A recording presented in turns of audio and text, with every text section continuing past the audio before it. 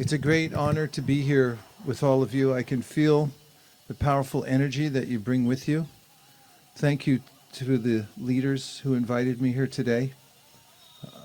It's a special privilege to participate in the Sankirtan movement in any of its various facets, but especially when there's an organization that is designed especially to spread Krishna consciousness around the world. And it's a group activity. The world needs it.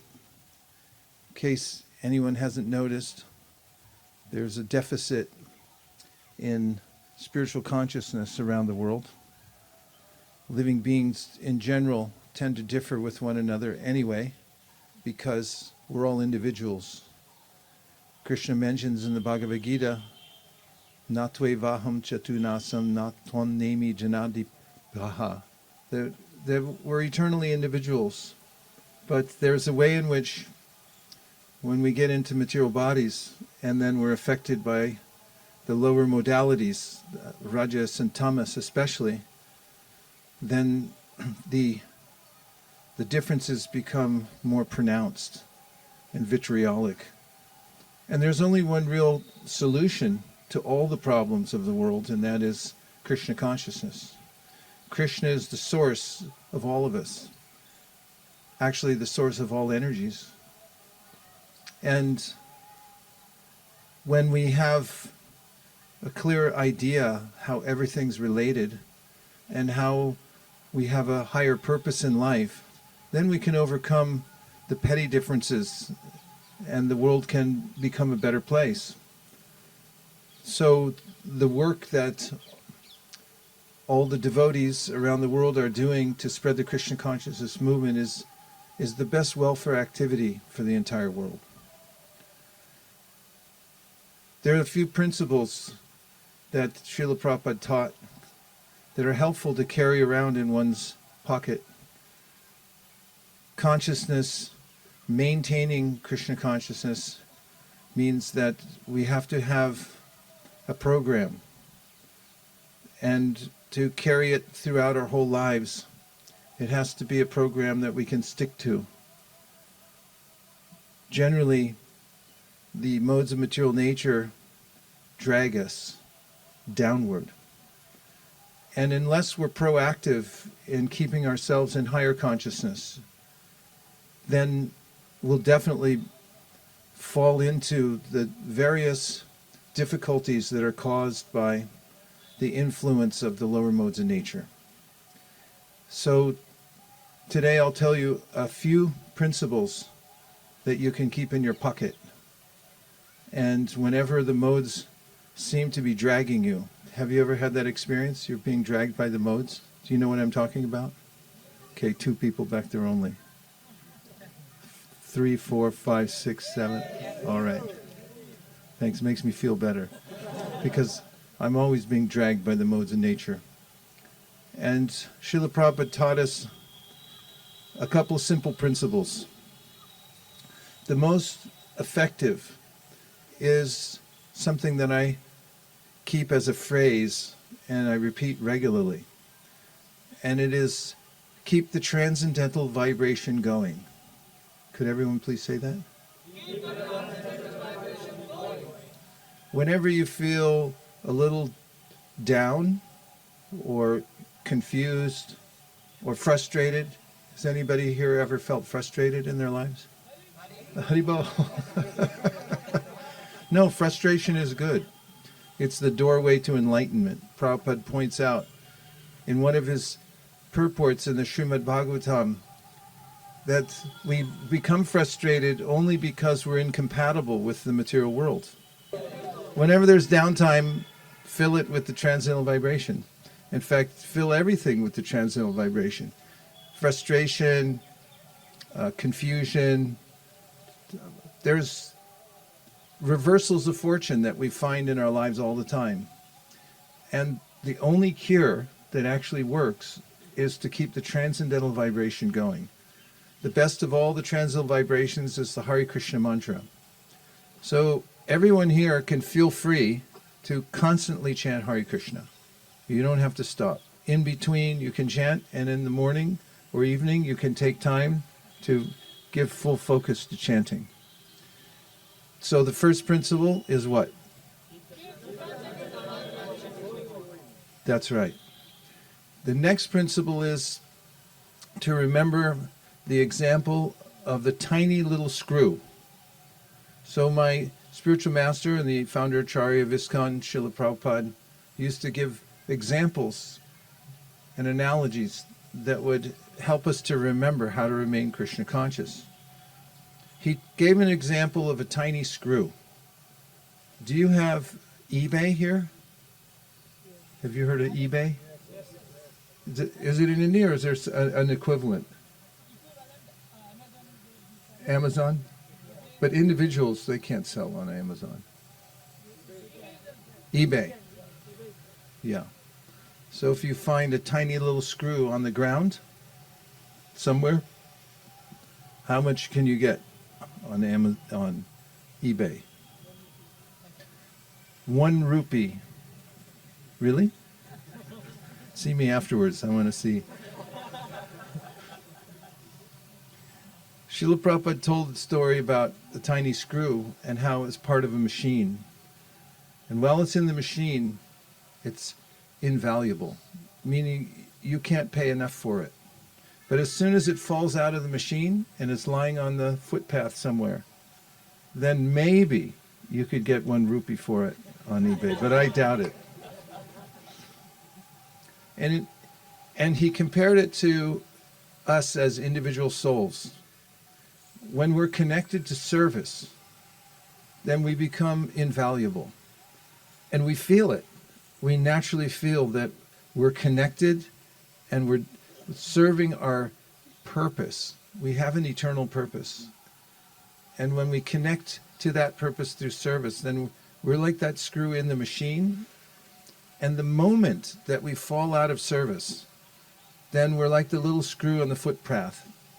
And we feel ourselves to be worthless. Most people, even if they have a lot of money, they have doubts about their own capabilities.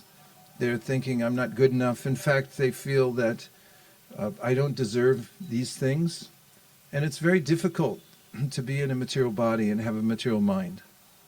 But all of the tribulations of the mind can be fixed through one process, and that is asking this question: how can I be of service? Would everyone like to ask that question? Try it. Yeah, turn to the person next to you and say, how can I be of service? Go ahead. How can I be of service? How can I be of service? Go like this too. How can I be of service? Because Prabhu started it. How can I be of service?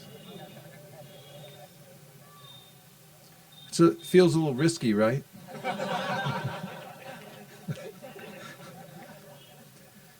But it's not risky. Actually, it's the solution to all problems in life.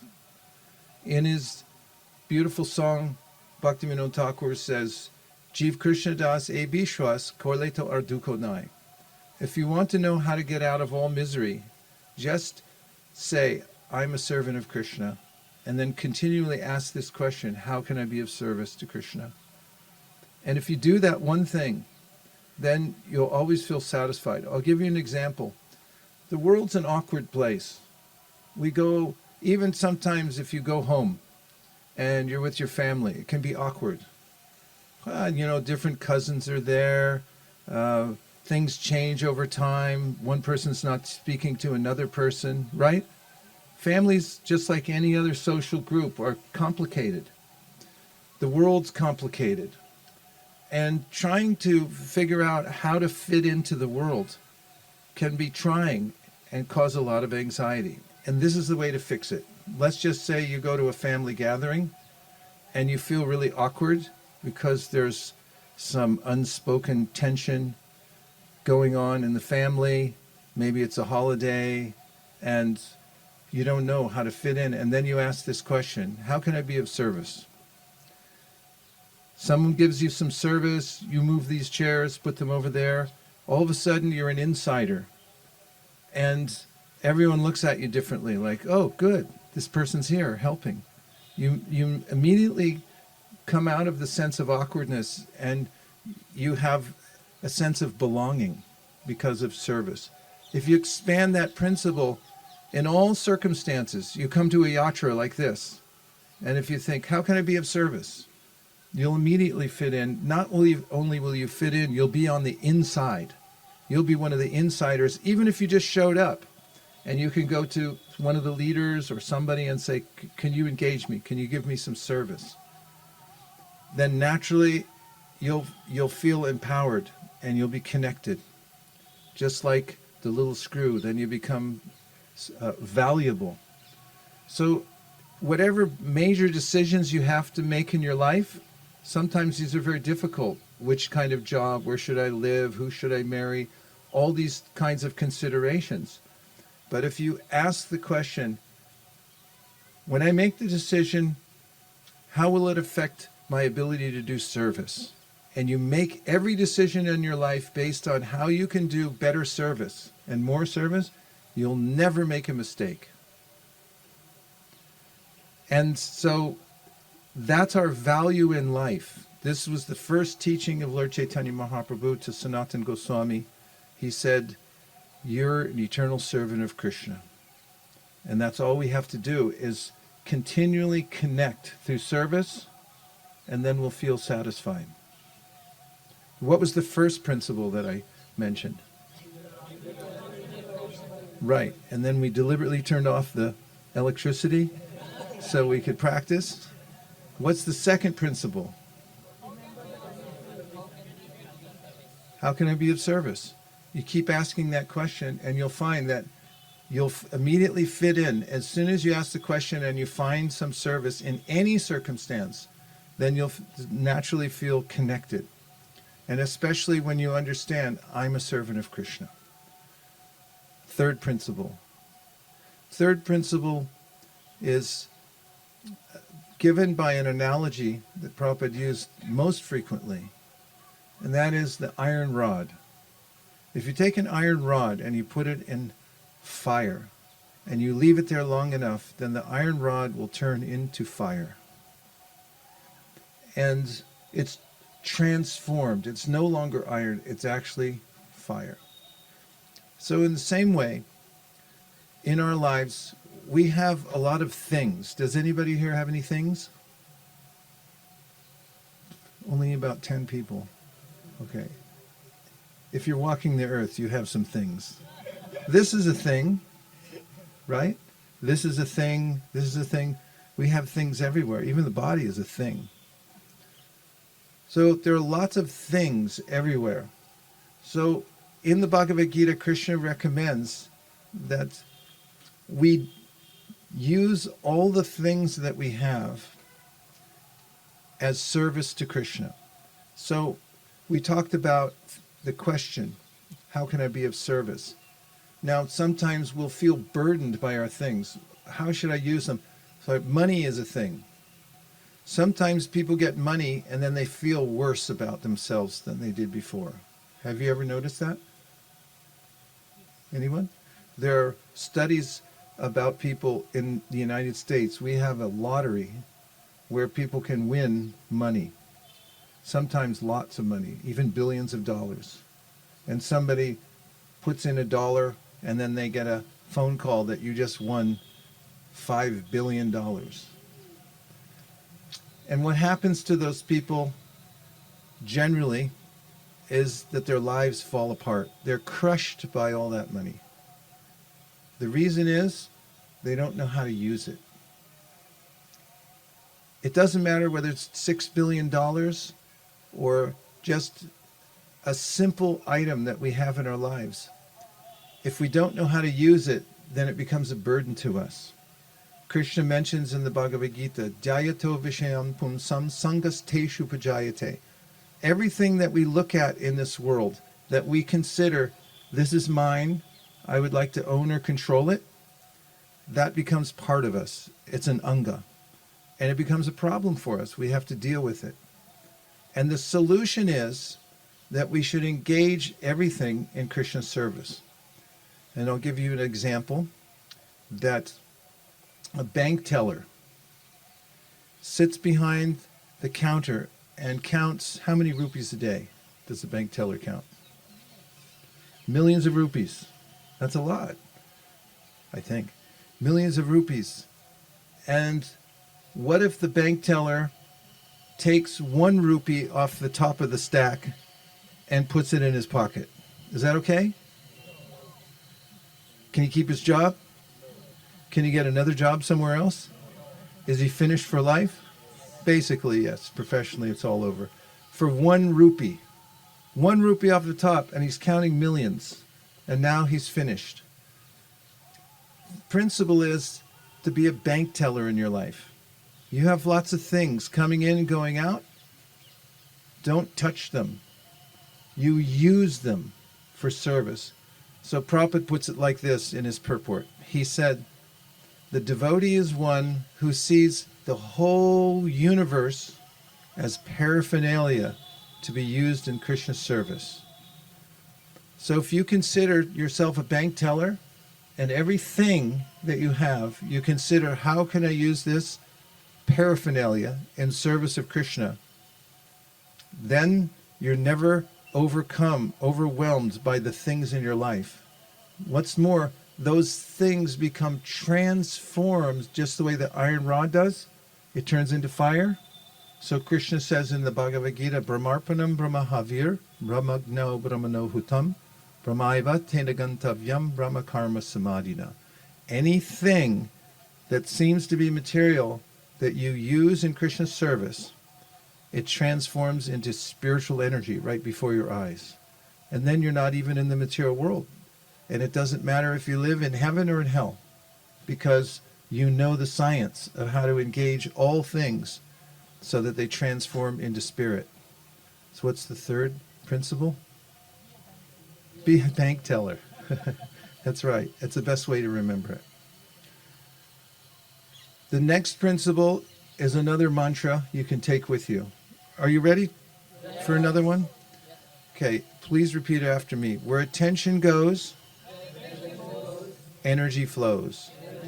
Where attention goes, energy flows. So this principle says that we are spiritual beings in a material body, and we are units of attention. You can decide to place your attention wherever you wish at any time. For instance, I'd like everybody to just turn, if you have to turn, and look at that white stump behind us. Try to see if you can see the white stump right behind you. Can you see it? So you made a conscious choice to turn and put your attention there. And now look at the person next to you. Just look them in their eyes just for about half a second, not longer than that. What happened? Everyone's smiling. There was some transmission of energy. It was like, somebody's looking at me. I don't know about in India. It's a different culture. But in America, if you're driving on the freeway and you look at the person in the car next to you as you're driving, they'll go like, what? We're very powerful because we're part of Krishna. And our glance is meaningful. Wherever we place it, we're placing ourselves. So if you want to know where you're going in life, look and see, where are you placing your attention? And keep asking yourself this question: where am I putting my attention? Where am I investing my attention right now? Because where attention goes, and you wonder, what's my future? Just look where you're giving your attention. If you're giving your attention, let's say, to television. Do they still have television in India? What about, do they have internet, social media you have here? So what if you look at something that's like the equivalent of junk food for your mind?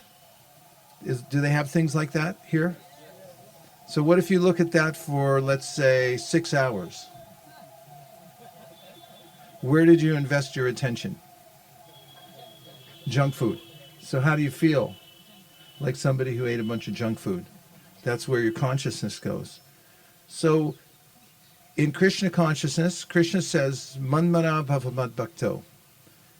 Think of me, concentrate on me. And in the beginning, it takes practice because the mind's addicted to junk. But all we have to do is bring our attention to Krishna, and then we'll be Krishna conscious. Because we're originally Krishna conscious living entities. We just have to bring our attention back to Krishna. Attention, the word ten, intention, means to stretch. Stretch yourself towards something like tendon. A tendon stretches and it holds together the bone and the muscle. Doctors? Any doctors in the audience? Hope nobody gets sick then. Oh, okay, yeah. Doctor, is that true? Muscle, bone, hold together tendons? Yeah? Oh, dentist. So, what is the fifth principle? Is that the fourth I've given you? Okay, what's the fourth principle?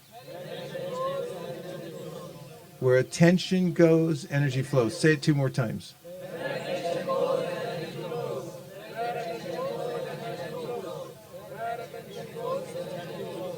Yeah, and if you keep this in mind, your attention is very valuable.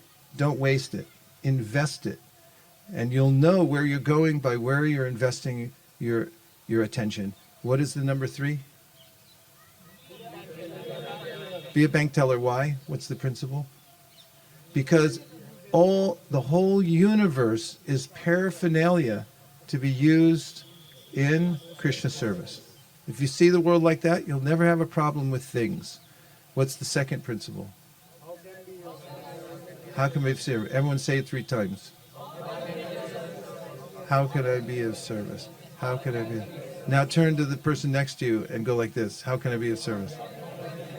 How can I be of service? How can I be of service?